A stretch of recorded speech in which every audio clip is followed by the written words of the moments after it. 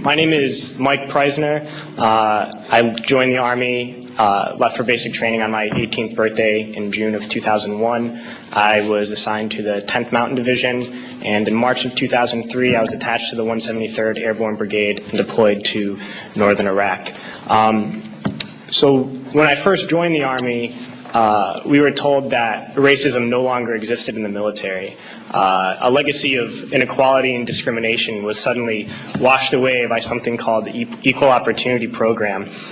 We would sit through mandatory classes, and every unit had this EO representative to ensure that no elements of racism could resurface. And the Army seemed firmly dedicated to smashing any hint of racism. And then September 11th happened, and I began to hear new words like towelhead and camel jockey and the most disturbing, sand nigger. And these words did not initially come from my fellow soldiers, but from my superiors, my platoon sergeant, my company first sergeant, battalion commander. All the way up the chain of command, these terms, these viciously racist terms, were suddenly acceptable. And I noticed that the most overt racism came from veterans of the first Gulf War. And those are the words they used when they were incinerating civilian convoys. Those are the words they used when this government deliberately targeted civilian infrastructure, bombing water supplies, knowing that it would kill hundreds of thousands of children. Those are the words the American people used when they allowed this government to sanction Iraq. And this is something that many people forget, and we can't forget, is that we've just learned that we've killed over 1 million Iraqis since this invasion, but we already killed 1 million Iraqis in the 90s through sanctions and bombings prior to this invasion. So the number truly is much higher.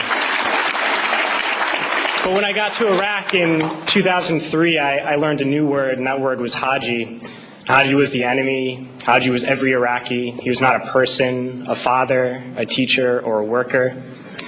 And it's important, we've heard this word a lot during Winter Soldier, but it's important to understand where this word came from. And to Muslims, the most important thing is to take a pilgrimage to Mecca. It's the Hajj, and someone who has taken this pilgrimage is a Haji. And it's something that in traditional Islam is the highest calling in the religion. So we took the best thing for a Muslim and made it into the worst thing. But history did not start with us, and since the creation of this country, racism has been used to justify expansion and oppression. The Native Americans were called savages, the Africans were called all sorts of things to excuse slavery, and Vietnam veterans know of the multitude of words used to justify that imperialist war. So Haji was the word we used.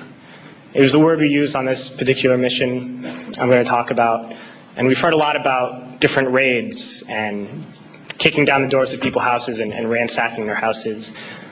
But this mission was different, a different kind of raid. I never got any explanation for these orders. We were only told that this group of houses, 5 or 6 houses, were now property of the U.S. military, and we had to go in and make those families leave those houses. So we went to these houses and informed the families that those homes were no longer their homes. We provided them no alternative, nowhere to go, no compensation, and they were very confused and very scared and did not know what to do and would not leave, so we had to remove them from those houses. One family in particular, a woman with 2 small girls, a very elderly man, and 2 middle-aged men, we dragged them from their houses and threw them onto the street, and arrested the men because they refused to leave, arrested the old man, and sent them off to prison. And at that time, I didn't know what happened to people when we tied their hands behind their back and put a sandbag on their head. But unfortunately, a few months later, I had to find out. We were short interrogators, so I was assigned to work as an interrogator. And I oversaw and participated in hundreds of interrogations. One in particular I'm going to share with you. It was a moment for me that really showed me the nature of this occupation. This particular detainee, when I was sent to interrogate him, he was stripped down to his underwear, hands behind his back, and sandbag on his head. I never actually saw this man's face.